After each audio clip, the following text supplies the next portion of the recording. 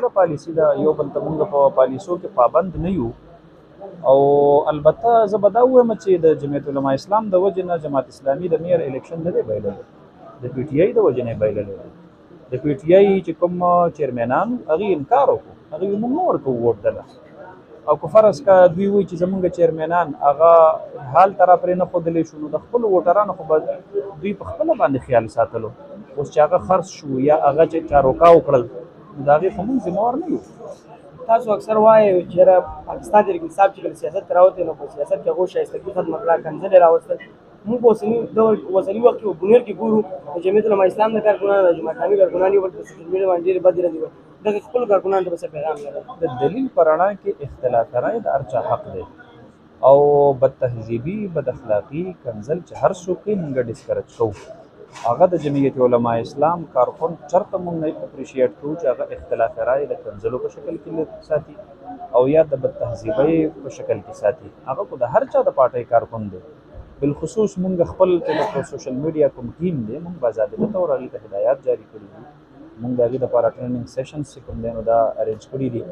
او چونکې نوجوانان دي او رد عمل کې اکثر داسې وکړي، اوس هم زه ستاسو د سوشل میډیا او ستاسو د دې دغه په چینل په ذریعه باندې یوازې د خپلې پارټۍ نه، د ټول بونیر او د ټول پښتون قام ځوانانو ته دا یو پیغام ورکوم چې زموږ مشرقي روایات هغه د اختلاف رایې باوجود د ډېر لوی احترام نه ډک دي.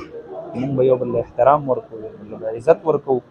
او اختلاف رایې چې د دلیل په بنیاد وي، نو دا د جمهوریت هم حسن دی، د شورویت هم معنا ده، او دا زموږ د معاشرې چې کوم دی نو د هغې یوه حصه ده. خو د هغې مطلب دا نه دی چې ستا هر سیاسي مخالف هغه د کنځلو مستحق دی. نو دا موږ کنډم کوو، خو هر څوک یې کوي.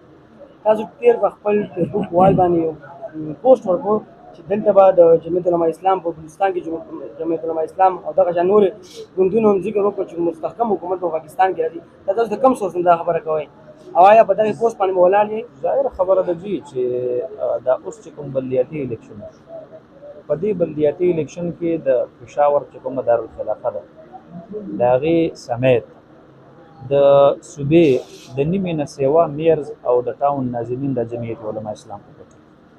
نو خو دغه د پبلک اوپینین وکړه، پبلک ووټ وکړه، عوامي رایه وکړه. د هغې وجه دا وه جمعیت علما اسلام په د دومره لوی اکثریت کې ځکه راغی چې رکاوټ ورته مخې ته ور وانه چولی شو. 2018 کې موږ ته رکاوټونه کېښودل شوي، او 2018 کې زمونږ ګټلي سیټونه هغه په بایللو باندې چې کوم دی نو بدل شوي. نو ما په دې تناظر کې وویل چې د عوامو رای هغه مخې ته راغله چې د نیمې نه سیوا د ټاون ناظمین جمعیت علما اسلام او اتحادي جماعتونه ګټي. نو د دې مطلب دا دی چې را روان وخت کې د دې صوبې د هغې حکومت سازي به هم جمعیت علما اسلام او د جمعیت علما اتحادي جماعتونه دا به چې کوم دی نو انشاءالله دا به کوي. او ما په حقایقو په بنیاد باندې دا خبره کړې ده، نه څه تخیلات دي او نه تصورات دي، بلکې د هغې واضح دلیل چې کوم دی نو هغه نن موجود دی. تاسو د وینا مطابق چې په بونیر کې نوکرۍ هم خرڅې شوي دي، کرپشن هم شوی دی، اوس په موجوده وخت کې د مرکز کې حکومت ستاسو سره دی، نو پکار نه ده نیب ستاسو په چې د دې کم ممبران چې دي خلاف کاروایي وکړی شي؟ د هغې دپاره نیب خپل اکټیویټیز شروع کړي دي. مصیبت دا دی چې زمونږ په عدالتونو باندې مونږ ته افسوس